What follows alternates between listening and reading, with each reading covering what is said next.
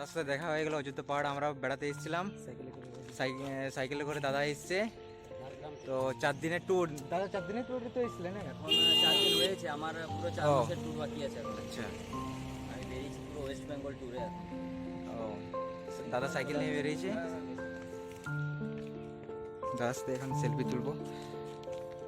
তোমার ঠিকানাটা একটু বলে দাও।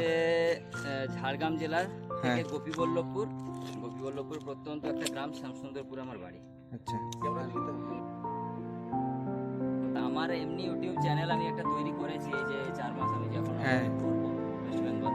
আর ফেসবুকে লাইভ করি, বেশিরভাগই আমার ফেসবুক লাইভ। মানে আমি অ্যাকচুয়ালি যারা আমাকে সাহায্য করেছেন এই ওয়েস্ট বেঙ্গল ট্যুরটাতে, বিভিন্ন সংস্থা, আমাদের ফেসবুক গ্রুপ আমারকার ভাষা আমারকার গর্ব, এবং বিভিন্ন সাহিত্য পত্রিকা থেকে ত্রিবেণী যুব জনকল্যাণ অর্গানাইজেশন, যেটা গণবিবাহ করে আর কি, ওরা তারা মোটামুটি যা আর্থিক দিক থেকেও হেল্প করেছেন। এবং এই যে টি শার্টটা দেখতে পাচ্ছেন, এই শার্টগুলো প্রায় 6 থেকে 7খানা টি শার্ট ওনারা স্পন্সর করেছেন, বিভিন্ন যারা ইয়ে করেছেন।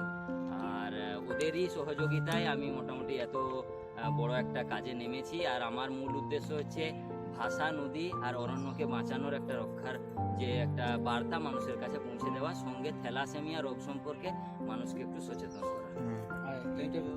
ঠিক আছে, থ্যাংক ইউ দাদা। ইউটিউব চ্যানেলটার নাম হচ্ছে সাইকেল স্টোরিজ বলে একটা ইউটিউব চ্যানেল আছে। মোটামুটি এখনো কোনো ভিডিও ছাড়া হয় নাই, মানে সাইকেলিং, যখন সাইকেলিংটা ফ্রি